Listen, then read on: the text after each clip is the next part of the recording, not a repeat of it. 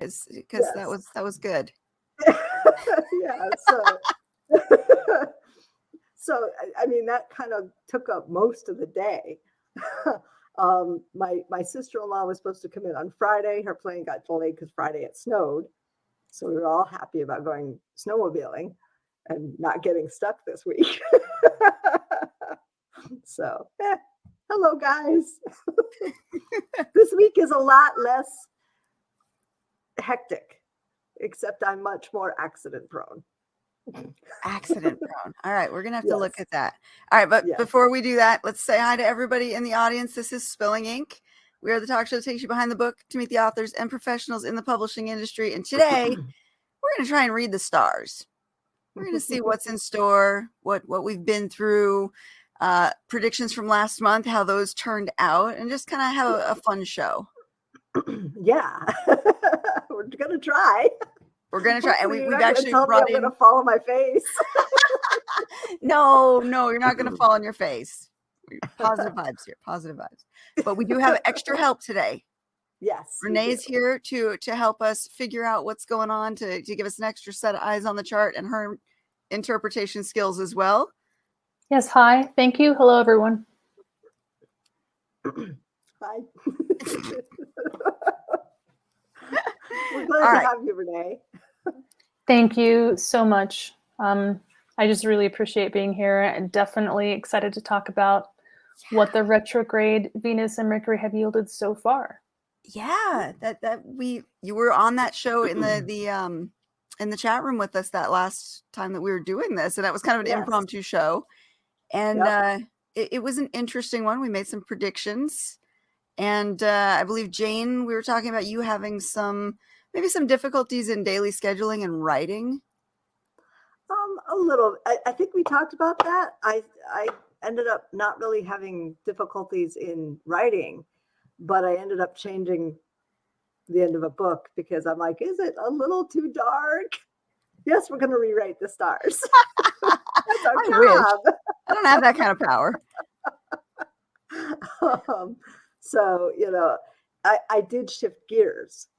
Okay. Which was, I had written the entire ending and I, sent it off to my beta reader and I said, is this too dark?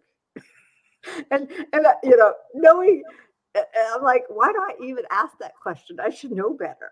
And I'm like, I can't have it this dark. But that's okay if it was meant to be dark. It is certainly an apt description of Venus and Pluto together. Venus did, think of Pluto as like the lord of the underworld, and there's definitely no light down there, and there's some inky depths. Venus did station right after hitting Pluto and then go backwards. So it's definitely a timely, it's appropriate to wonder something like that. If we view this through an astrological lens, that would be what that kind of astro weather flavor would be like. Oh, is it too dark? And then Venus stations retrograde in the sky also to become a morning star. So, here we are playing with dark and light as well and rewriting the ending. And it has proceeded forward. So that makes a lot of sense, especially when it was the ending, because Pluto is a lot about endings and death. And even Capricorn, like the sign of Capricorn is the structure of the thing. Before it's published, make sure we've got it's got solid bones. It's set the way that you want. Right. And I sent my beta reader the second version too. I said, I think that was a little too dark because I sent it out to her and then I was like, ooh. And then it took me like a day and a half to rewrite the ending with a different, less dark. It's still dark, but it's not as, hideously dark as the first version. We went from like a 10 to an 8 or like a 10 to a 5. We went from a 15 to probably an 8. Jane, it's not dark enough. Make it darker. No, I don't think it ever goes that way. No, but I did write a clean romance. You wrote a romance during this time? Well, that was back in December. But yes. Okay. I finished Belle, which is another romance. Yes. I finished 2 books in January. Okay, so you've been actually pretty dang productive. Yes, once the story flows on both of them, I've been productive. Yes. Yeah, and I I'm remember writing 2 more books. you were leaning one way or another. Like Right. you wanted to write one book, but you kept being pulled to focus on the other book. Yeah, exactly. It was a struggle to finish Belle. It was not a struggle to finish Wicked Heart, which was the one that was pulling me. And the one that I want to do versus the one I have to do and have the duty to a whole bunch of other people for, it was a struggle. Because I'm like, I got to get this one done. But this story. And I bought a pre-made because this story, the main character guy in it needed a prequel. So it's just like, oh my God. So yes, I struggled with focus.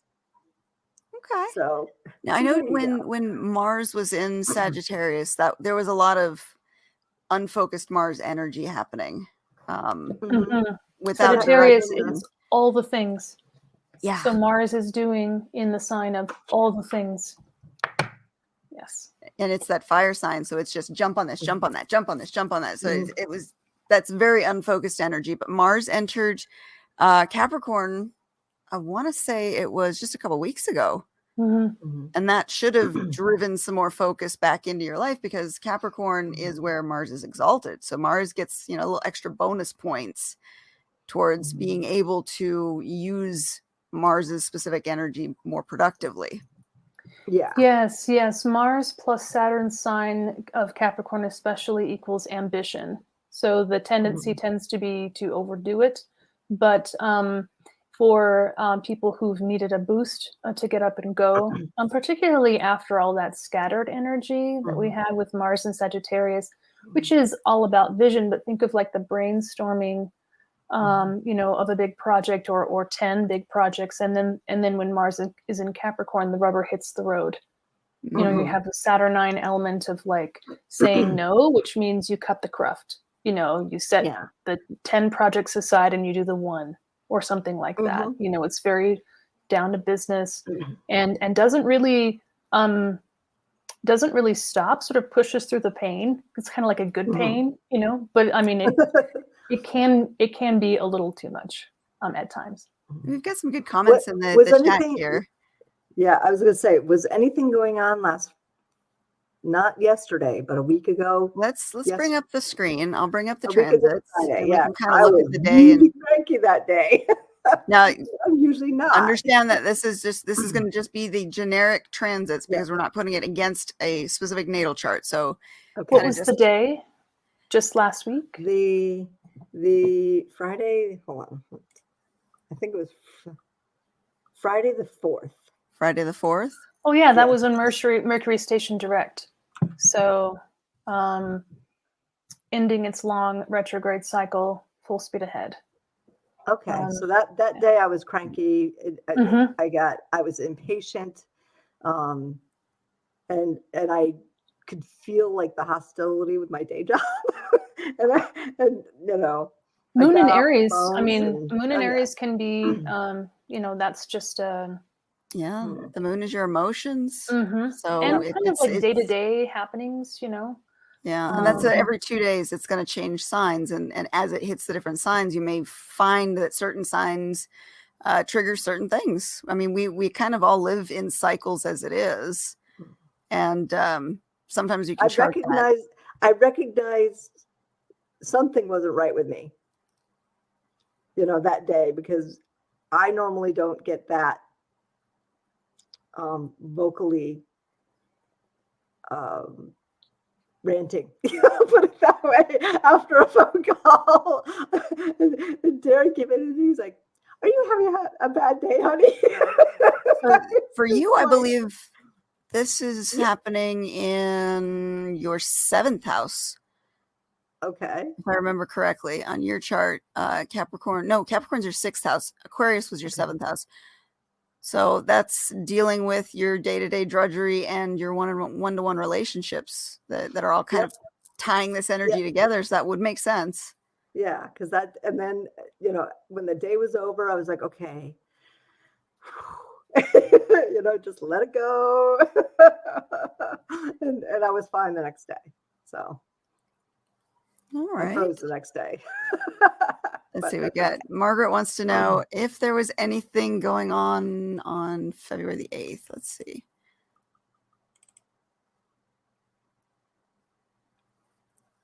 Yes, the moon did pass over Uranus, but it's still considered conjunct. You know, it's about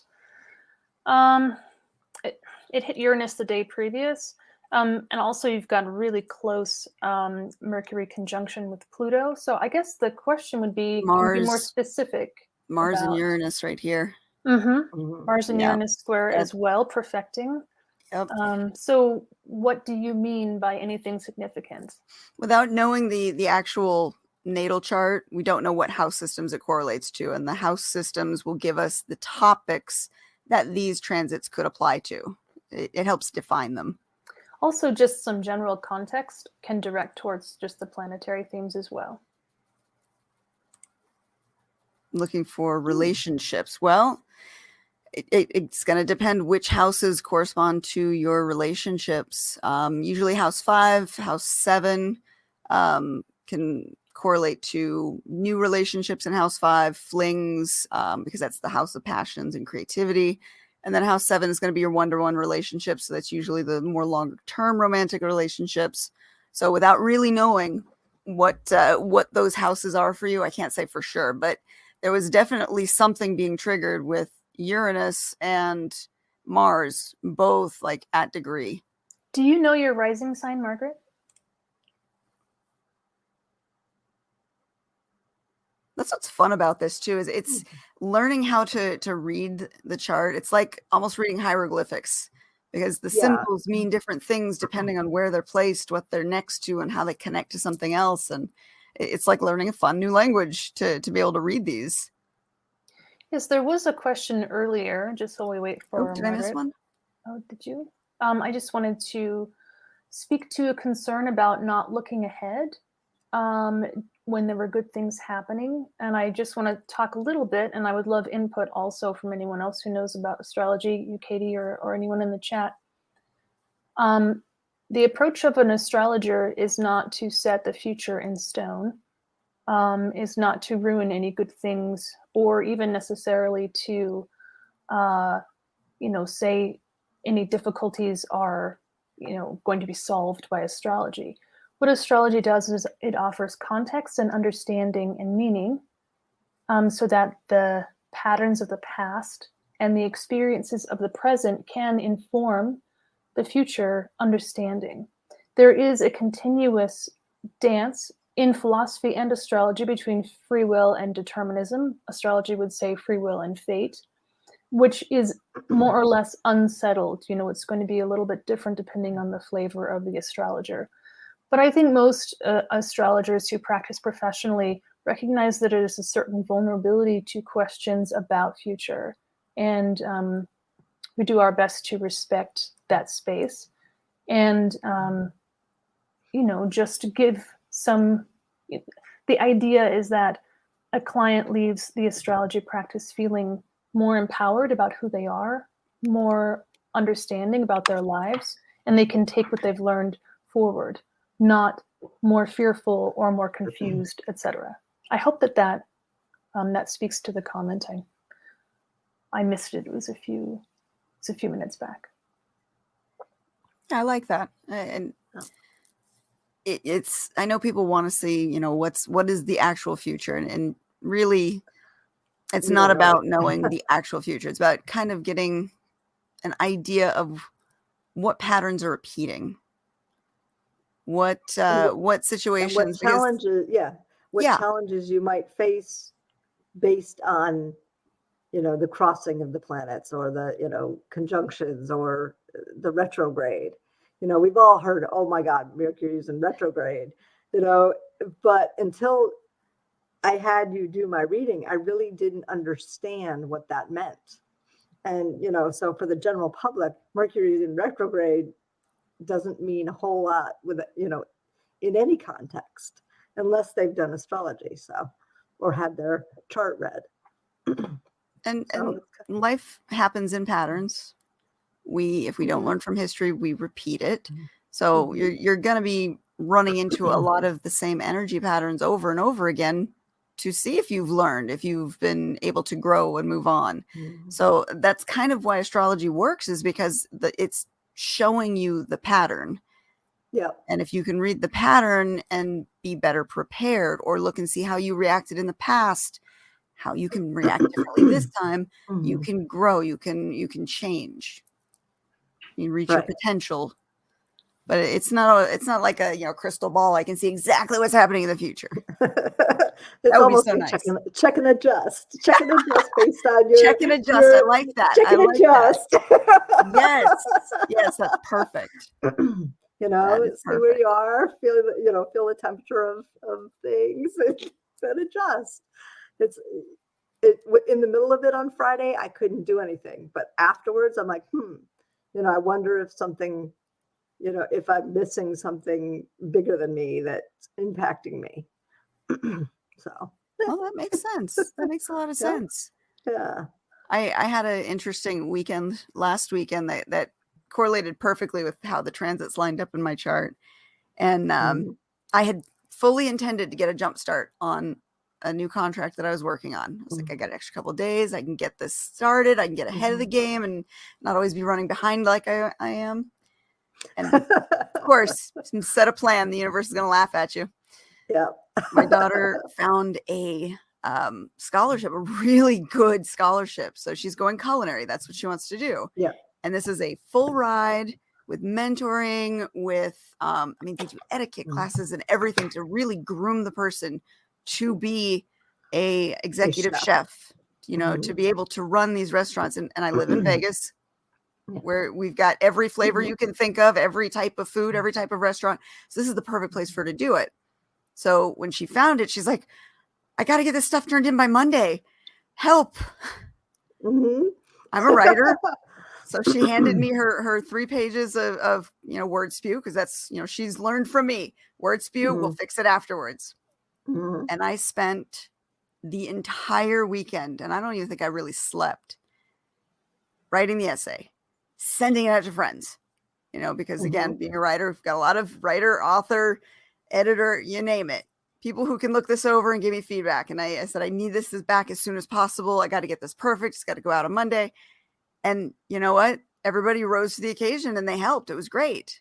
So it was a lot of back and forth. My emails were just pinging all day to the point where it was driving me crazy, but I had to answer because that's somebody responding. That's a direction I need. So 2 days straight of just working on this project. And I ended up, she ended up with 2 different versions of the essay at the end to choose between whichever she wanted to use. Okay. And it was, ready for a final pass over on Monday before she sent it out. And what's funny is, I'll see if I can pull up the transits on this one. The Monday chart does actually have Moon tightly conjunct Uranus, depending on the time of day, if we do like the afternoon. But it would have passed over exactly, also trine Mars. So a lot of activity, a lot of doing. And there was, it was just nonstop work. So we've got Jupiter, which I know this is just the general chart, but Jupiter in Pisces is my 5th house. What is that? That's creativity and children. So big, expansive project involving my child that used the creativity. Uranus is in Taurus, which is my 7th house. That's one-on-one relationships. What was I doing? I was emailing people, getting feedback immediately. Uranus is the planet of change. So as I was like working on this and emailing it out, getting the stuff back, it was just a constant communication between that 5th house creativity and that 7th house of relationships. And what was I doing? I was writing. That's my 3rd house. Where are all the planets? They're all in Capricorn right now. So you got Mercury, you've got Venus, you've got Mars, you've got all of the elements working to write this perfect essay and to rewrite it. And Mars is slashing through the edits. It's like the astrology lined up so perfectly. It was hilarious. So that's Cancer in the 9th and Virgo in the 11th, Katie? Yes. So the 11th house of, they call it the king's money. So like aspirations, right? That's Mercury space, Mercury in the 11th house, asking for allies. And then the moon conjunct Uranus in your 7th, ruling the 9th house of higher education. And that's actually the place of Jupiter's exaltation. So it all kind of fits together, the whole, all of its pinballing. And the Pluto element is that it completely derailed me.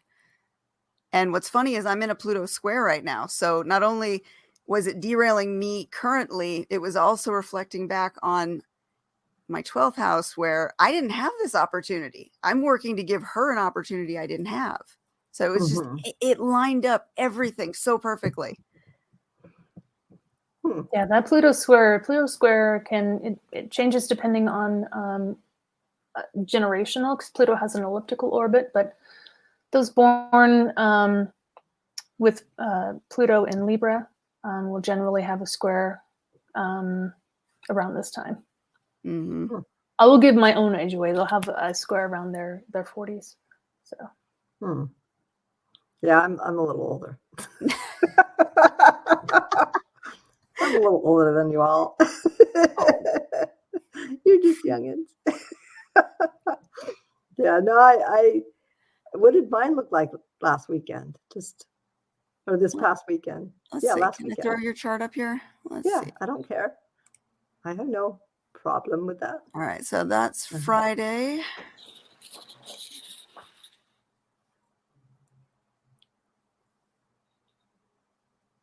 Yeah, your 6th through 8th house is just lit up.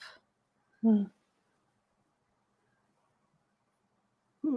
you've got that connection to your career house. So it looks like the Jupiter connection in Pisces, that's outside resources, is connecting up with your career house, which is 10 degrees. So Uranus is dangling right over the midheaven there. So I would definitely have said it pinged something at work or something in your work life.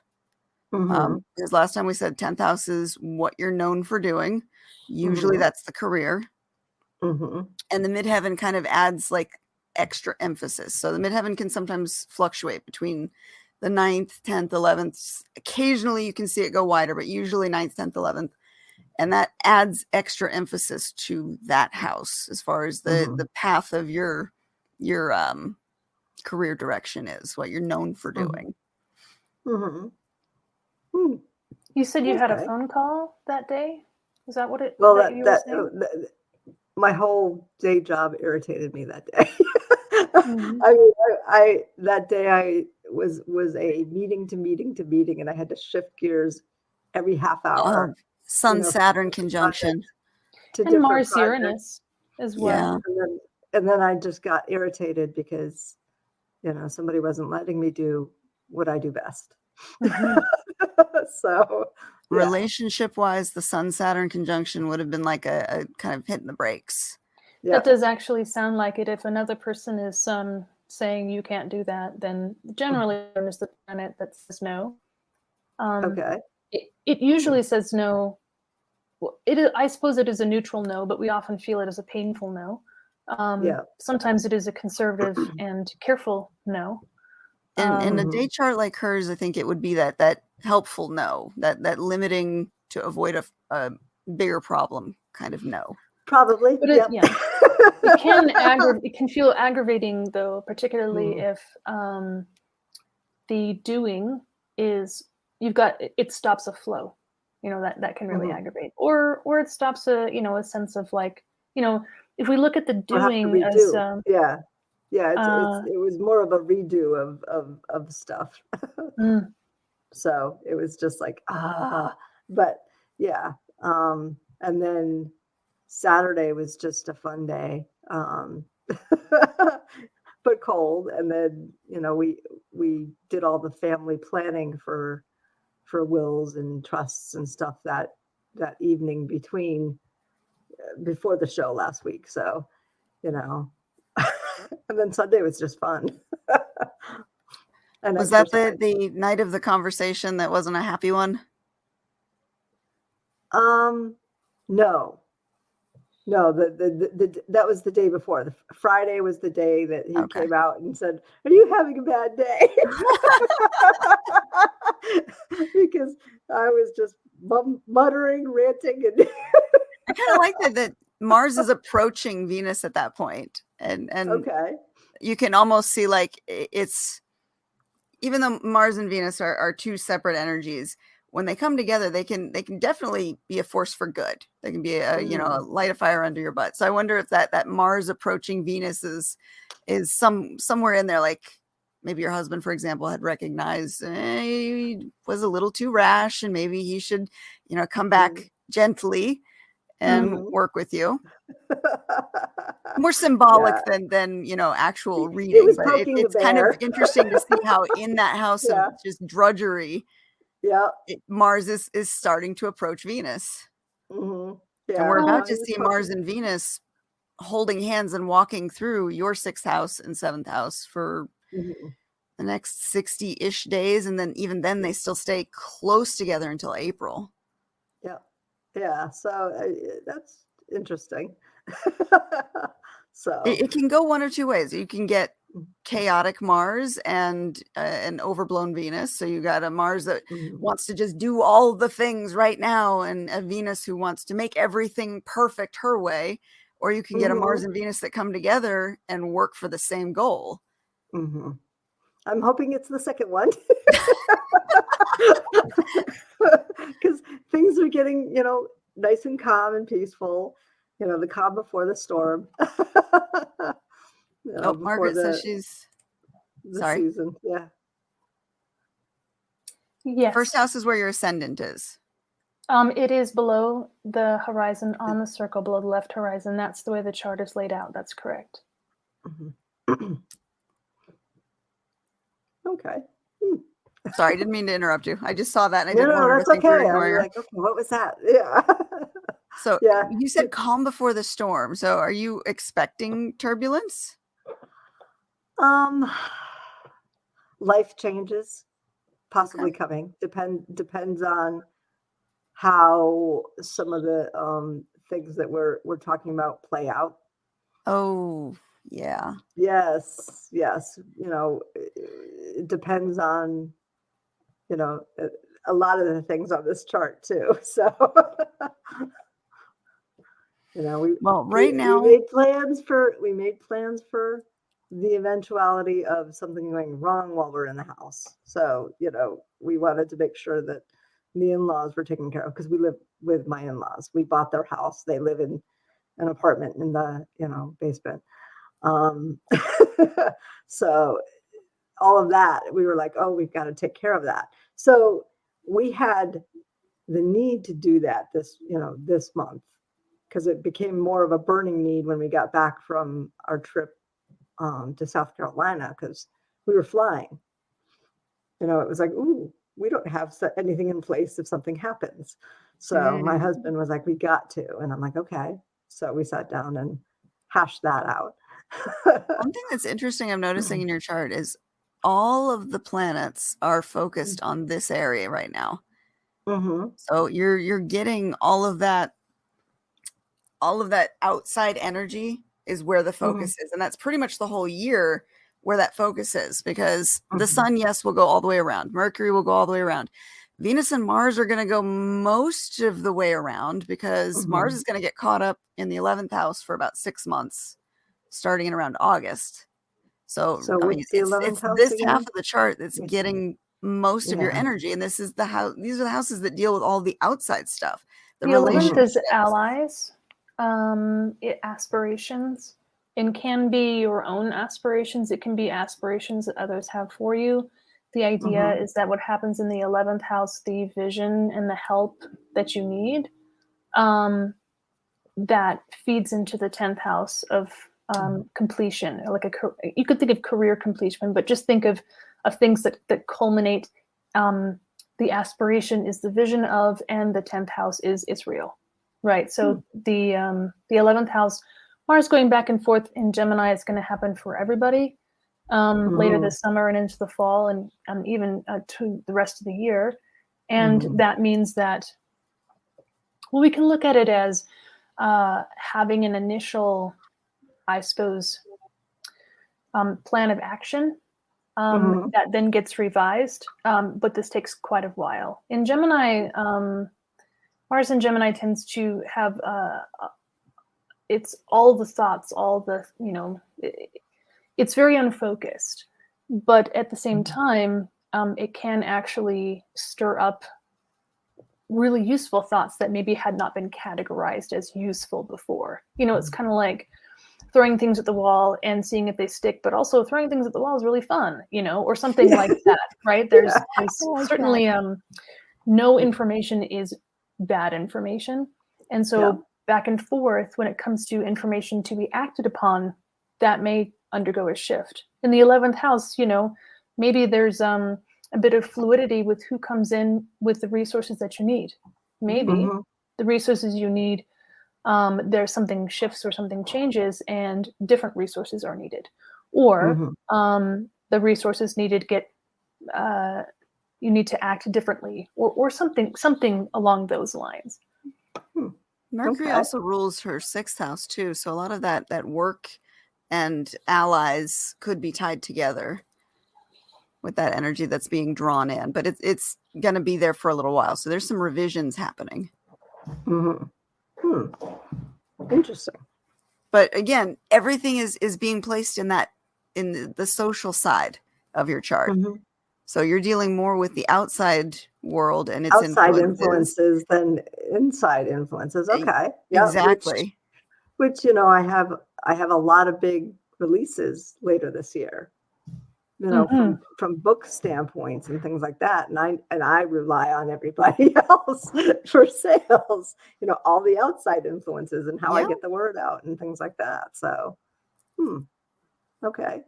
And that is where my focus has been a lot in the writing world, is trying to get more visibility. Your nodes say the same thing as well, too. You've got the North Node in your 10th house, your career house. The South Node is sitting in the personal house, the home sanctuary. So with the North Node, that's the energy that's expanding, and the South Node is more contracting or paying less attention to it to focus on the North Node energy. So again, that's the more social, the less personal. So it seems like, and from knowing you, I would say there's a lot of preparations going on for the future, and that's why this focus has to be where it's at. Right. But that's just me knowing you. That's not me reading your chart. Right. And that, because things that, the stars are aligning with your plan at this point, it seems like. Yes. If we think of preparations as a theme, just as a general theme, and then Jane, in your chart, the 6th house is the daily routine. That's where the Mercury retrograde and Venus retrograde have been happening. So one way we might look at that is simply getting those things in order before continuing on. The 6th house is not so much, it is social, I suppose, in that is where we experience subordination, whether it's employees who work under us or things that we are duty bound to, that sort of thing. But if a person is self-employed, for example, they're their own boss, they don't necessarily have employees. It's in their dedication to the craft, and service. Then we can also think of injuries and sickness, because that's Mars's place, and sometimes that happens. However, getting all of those things together with Venus and Mercury going back and forth, what are the values related to the work that you do every day? And what is even, how do you conceptualize the work that you do every day and communicate, even in your own mental script, the work that you do every day? And how does that structure change? That then can, I guess, I would think of it as tying up loose ends so that the rest of the year can proceed without having to go back, if that makes sense. That actually does. Right. Yes. Astrology works, y'all. Yeah. I love that.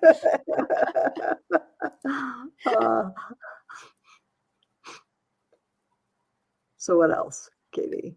What else indeed? Okay. I did make a few notes. Where are we going now? Well, because I wanted to look and see what the major transits were for the month. I mean, I know we're middle of February as it is. And we still have quite a bit going on. That Capricorn, Aquarius, and Pisces are just really lit up right now. So wherever those fall into your chart, that's where a lot of energy is being focused. So this weekend we would have had the Mercury and Pluto conjunction. So that could have been a lot of alterations in ideas, sometimes dark thoughts, sometimes it could be quick to get angry, quick to feel insulted, but it's a quick transit, so it passes. Probably, actually, I think it's done right now, or it's separating enough that it shouldn't be as strong. So any negative energy could have been that, you're feeling that wherever that house is for you. Words of power too. Could be. And Capricorn is, let's think of like the bare essentials. So I'm thinking like an aphorism, just a short phrase that's really potent and has a lot of layers to it and depth that you sit and mull over for a while. Among other things, Mercury, Pluto together in, whether it be conjunction or trine, square, opposition, tends to communicate powerfully. Can be darkly, not necessarily darkly, but if we bring in darkness in a different way, illuminate that which is hidden, which is sometimes really uncomfortable and sometimes cathartic. However, Capricorn is pretty sparse by nature. So that could be 5 words that you hear or you speak that suddenly is almost like a spell. It just has weight to it. It can also show up too as a lack of sensitivity. That's true as well, as in speaking the thing that really doesn't need to be spoken and just hurts. Yeah. That's also possible. But again, quick transit on that one. So we're in the separating phase from that anyways. So should be over and done with. Next up, we've got Mars and Venus conjoining, which they are, I believe they're conjoined right now. Let me change this to today. Yep. We're at 14 degrees now. And this is going to be happening for a while. And this is that one I said that it can go either way. It can be chaotic, do all the things, and Mars and Venus are not on the same page. Or it could be Mars and Venus on the same page, working towards, the greater good for you, lighting that fire under your butt, giving you direction, depending on how it plays out. But this is still in Capricorn, so we're still in Saturn's home. Mars is exalted here, so Mars is a little bit stronger. Mars is applying to Venus right now, so Mars is kind of in the superior position. Mars will pass Venus, and then she will kind of come back. They'll catch up to each other, and you'll get the softer side of this once they've passed this initial conjunction. But right now, it's kind of an aggressive start because Mars is in that superior position. So again, could be chaotic energy, or it could be a that fire lit under your butt with, now I know what I need to do. Or now I have the storylines in my head and they're just running. That's good. And you're trying to harness them because you don't want them to run too fast and forget it. If we look at the context of Venus and its retrograde, this also, Venus did retrograde right as it conjoined Pluto. And Venus-Pluto, for pop culture reference, very Venus-Pluto would be Machine Gun Kelly and Megan Fox. Their kind of love is pain, engagement. She has an engagement ring that if she takes it off, it will cause pain. This is very Venus-Pluto Capricorn flavor. Venus by itself next to Pluto can get a bit of a beating. That happened December 19th was the Venus station retrograde right on top of Pluto, and then backward tracking until January 28th, where Venus stationed at 11 degrees of Capricorn and went forward. And now going forward after this confrontation with dark, whatever that means, it could mean a ton of different things. Mars comes up. Mars is feeling, let us say, very righteous. Mars is very comfortable in Capricorn, ambitious, ennobled. One could say a bit entitled, confident, and that can feel overbearing or just what a bit of a battered Venus needs. It could be all of these things at once in different areas of one's life, and they'll travel together back and forth, more or less the same speed until April. I need to double check that. They separate, I think, to like 6 degrees in, I think it's March 30th, and then they stay around that until I think April 5th is when they finally separate, and she goes into Pisces. Venus will go into Pisces, and that will be a totally different flavor. Venus is just as comfortable in Pisces as Mars is in Capricorn. In any case, the pair of them will actually conjoin Pluto together, which is a different situation than Venus's first pass and retrograde station. So that dark is kind of, I like to think of it as there being a certain measure of protection, or at least a measure of balance or fight involved. Definitely intense though, packs a punch. April 5th is when my next series is coming out. I'm like, don't tell me something bad's going to happen on April 5th. No. So, yeah, Wicked Heart comes out then. That's the one that I changed the ending for. So, because it was too dark. It was too dark. Yes. Now, it's still dark, and Rebecca will attest to that, but it's not as dark as the first version. Speaking of the journey that Venus and Mars are going to take, it's not just Venus and Mars walking by themselves. They make quite a few touches with other planets. So while they're conjoined right now and happily walking together, it's not going to be long before we've got a sextile to Neptune. So roughly, I want to say around the 22nd, 23rd, they're going to make that touch to Neptune, which is in Pisces. So that's going to change the flavor of their journey. When you get Neptune involved, you get a lot of dreamy, idealistic, maybe out of touch with reality, but it can also be imaginative. It can be inspiring. Again, depends on how the energy plays out. So you're going to get a little bit of a tweak to how this Mars and Venus conjunction happens more towards the end of the month, with a little out of this world flavor, I want to say.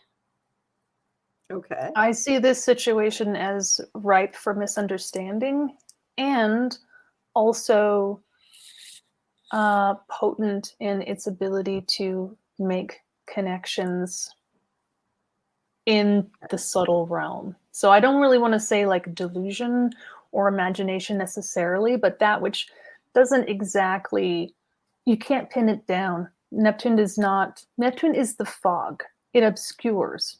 As such, it's difficult to see. Like when you're in the fog, you don't see it right up in front of your face. You only see that something is obscured. And then if you're far enough away, you can say, oh, look, there's fog, So I'm actually really looking forward to it. I actually really enjoy Neptune. I have also heard Neptune described as being overstimulated.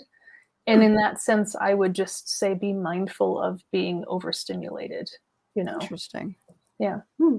So like a sensory experience. So maybe watch the caffeine a little bit, or maybe, go to a quiet place, turn out the lights, lay down a little bit. Yeah. Maybe you fall asleep and you have the most amazing dream, and there's your next book. It could be. There's that inspiration.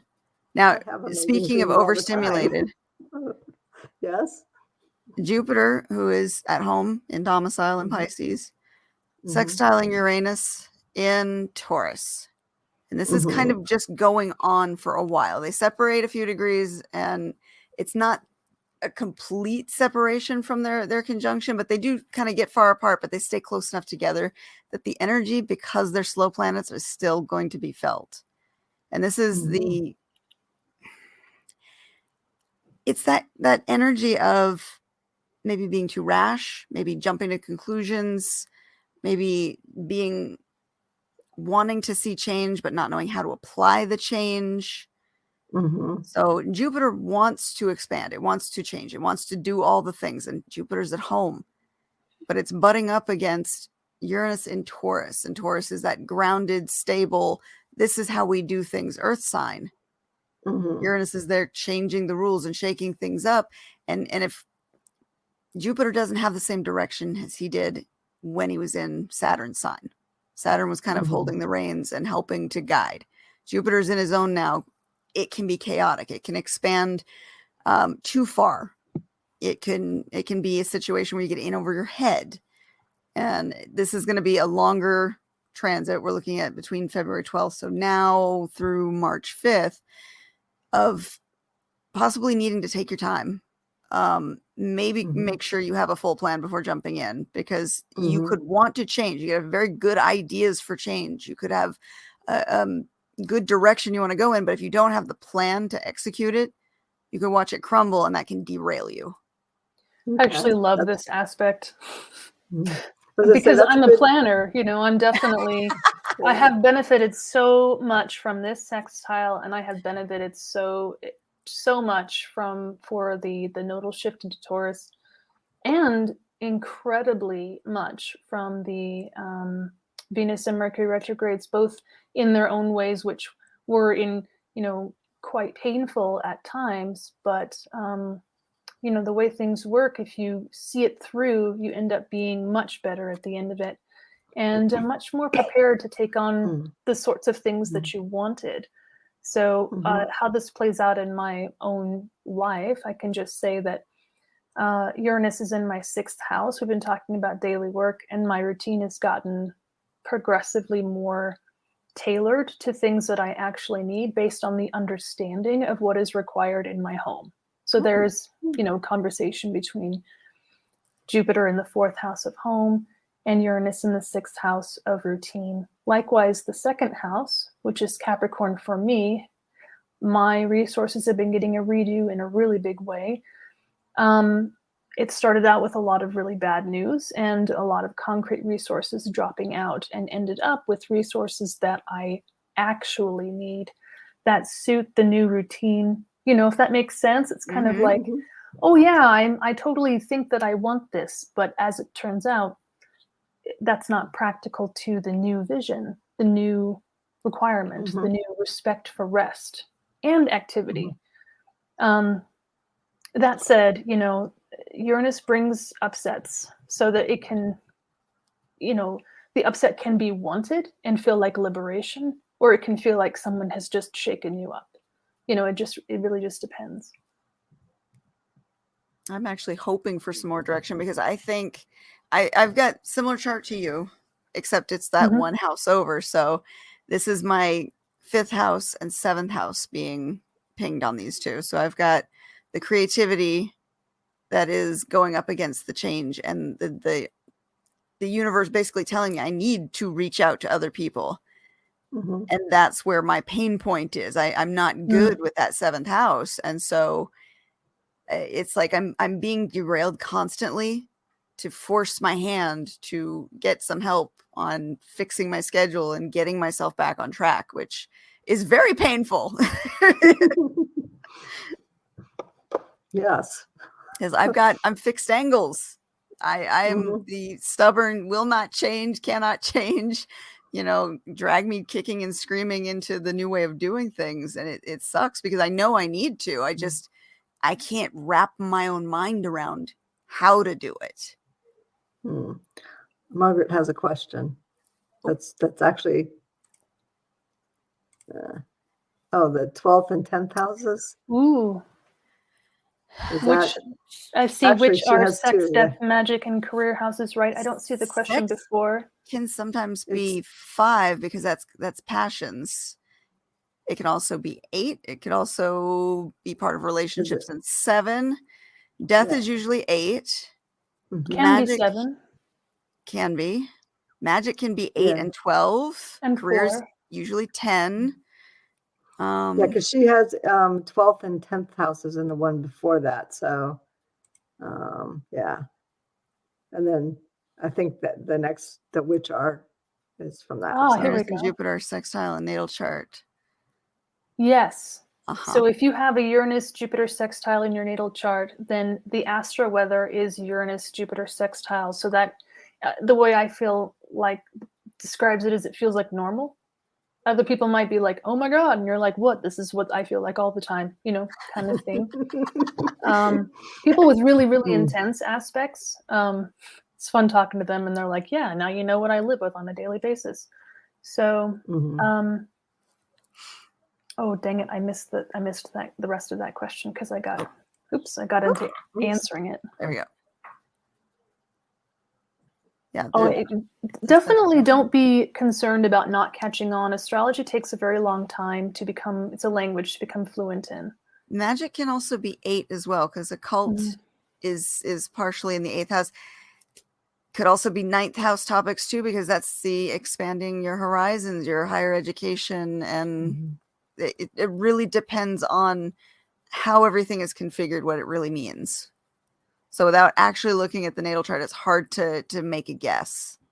We can describe that though. The 12th house would be magic that you enact in isolation or confinement. Maybe you go into an austere space or a space where you are definitely alone and magic happens there within restrictions. If it's in the 8th house, it might be magic that is collaborative in some way and involves other people. So a coven, perhaps, or just another person.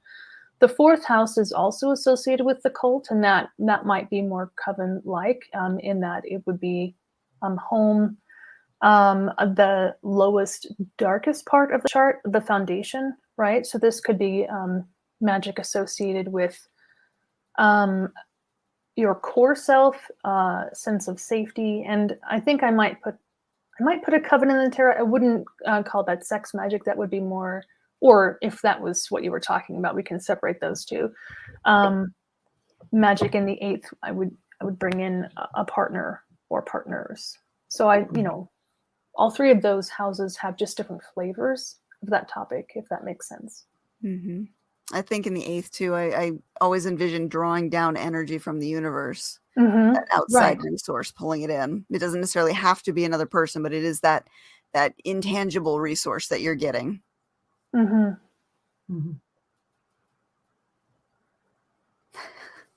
says the magic in the 8th.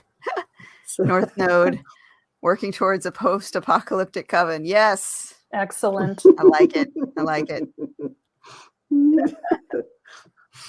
And just so you are aware, there is planetary magic out there as well.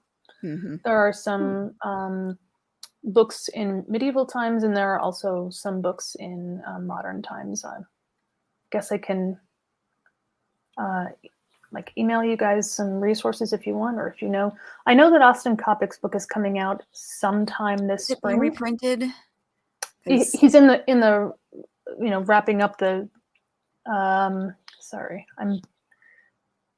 He's just in the final stages. Yeah. Well, I know he had another book that it sold out and it never got reprinted. Well, this is 2.0. This is second edition of that book. Okay, good. So don't buy the first one. Wait for the second, which is coming out sometime, I think, in the spring, he said. Okay. That one's called 36 Faces.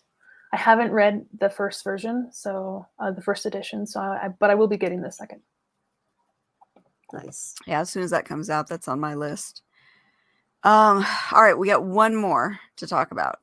And this one, I know I said I was just looking at February, but I couldn't help. I had to look at March. March 3rd is the weirdest looking day, and I need to get some other takes on this because it just looks insane to me. For just in general, or for me, or for you? In general, the astrology of the day itself is crazy looking. I mean, I'm excited. It's Sun-Jupiter conjunction is pretty nice. Mercury-Saturn conjunction means that it's serious. It's not a huge party. And then Mars-Venus-Pluto conjunction, well, at least Mars and Venus are together there. And then, the moon does have a really wide, has a wide berth. So you could almost starts the day with Neptune. It starts the day with the sun and ends the day with Neptune, I believe. So it's hitting everything in Pisces that day. That is fabulous. I can't wait. So I'm looking at the individuals here. In Capricorn, you have Mars, Pluto, Venus are all conjoined. To me, it looks like there's the ego driving desires. And that can be problematic.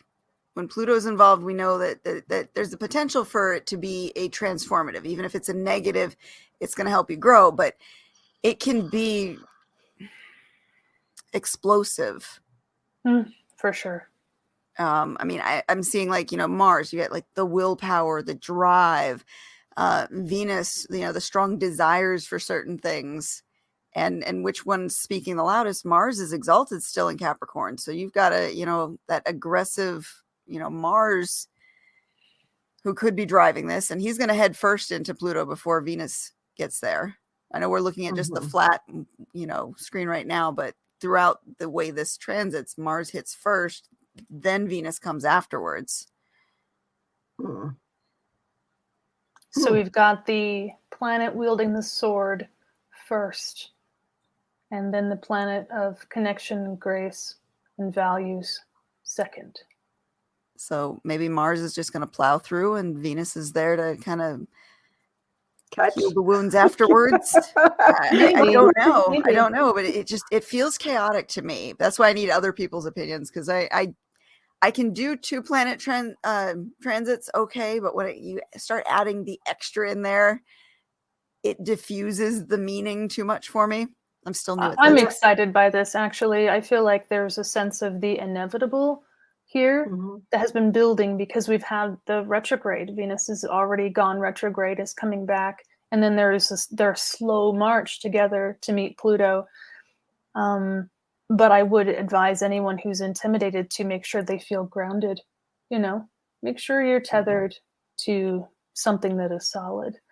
And there might be, I would like to think there is an ability to, I think of like lancing a boil. That might sound kind of gross, but just getting rid of stuff that really just has, causing a rupture in order for healing.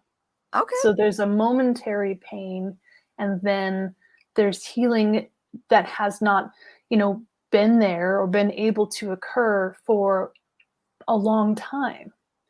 Or at the very least, there is some, at least what you're working with, kind of like things coming to light.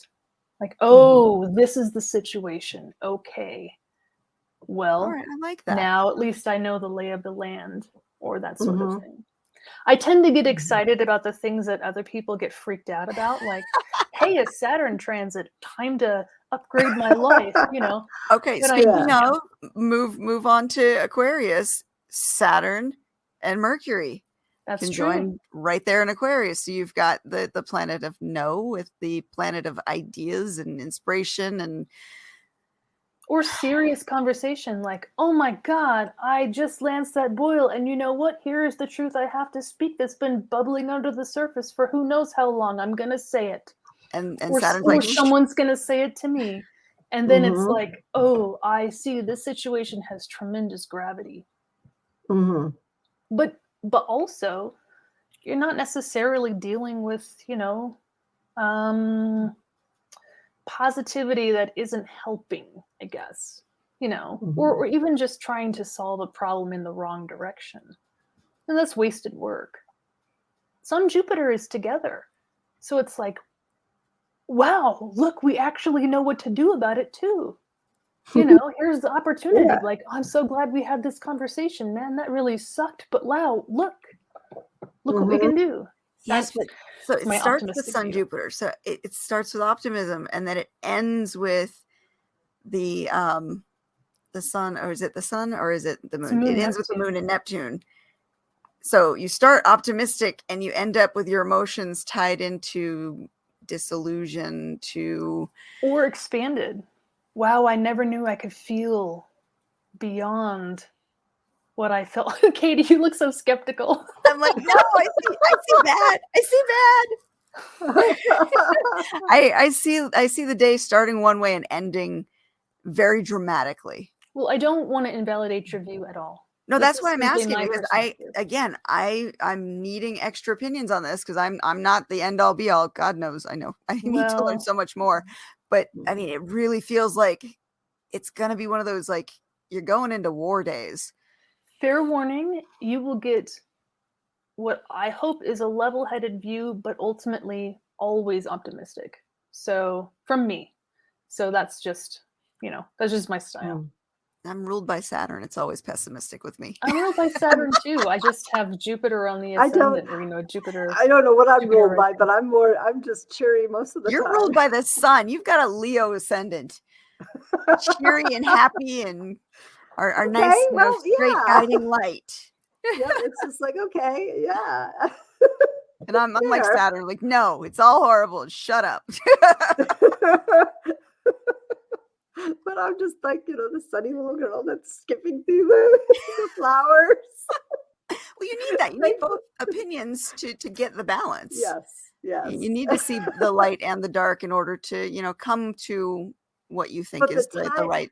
It's funny that all of that's conjoined, hitting each other, and the timing of it, because that is one of our targets for conversations. So it's like, okay, all of that's coming. Yeah, that's your 6th, 7th, and 8th house that's all happening in. Yep. So that's where I'm like, okay, that, I know what's happening on some of those days. So, because we're doing certain things the beginning of March, and then, at the end of that week, there's a whole other conversation that has to happen. So it's like, oh, good God, okay. So either it's going to go very well or no. But as Renee said, I like the lancing a boil. I think that's a very good way of looking at this. Well, there might be some initial discomfort. It's for the best, and it will promote the change, the healing, whatever. So I do like that. I think that's a really good way to look at it. And even with my pessimistic, oh my God, I don't want to go outside, that's going to be a horrible day. There's a purpose behind it. There's a reason all of this is happening. Right. Exactly. So and I would say there is support from the cosmos, right? It is supportive of a particular activity, such as having a difficult conversation and, lancing a boil or whatever. That's supported. Absolutely. And on that note, well, I've had fun. I hope you guys had fun. For sure. Thank you so much for having me. Oh, absolutely. It was wonderful. I'm so glad that you were able to jump on with us. I enjoy doing this. I think this is fun to be able to explore, the charts and the transits and see, what we come up with, and, circle back in a month and see how it played out. Exactly. Exactly. So, I will be interested for sure. It will be. You'll talk to me after anyway, because I'm not on next week or the week after. Well, if you guys like this kind of content, you guys out in the audience, let me know, because we could make this maybe a monthly, one-off monthly show where we kind of play around with the stars and see what's going on. And Renee, if you would like to join us for that, I would love to have you. Oh, sure. Yeah, this would be super fun. I will come with lots of planned notes because I'm a planned person, but, lead the way and I'll do my best. And speaking of that, where can people find you, Renee, so that we can make sure that they know where to look for you online? You can't find me yet, so I'll tell you next time. Okay. All right. Okay. All right. All right. That's it for us this week, guys. Thank you for hanging out with us. If you have any questions, put them in the comments below and we will get to those. And until then, everybody take care and hope the stars are working in your favor. Bye. Thanks.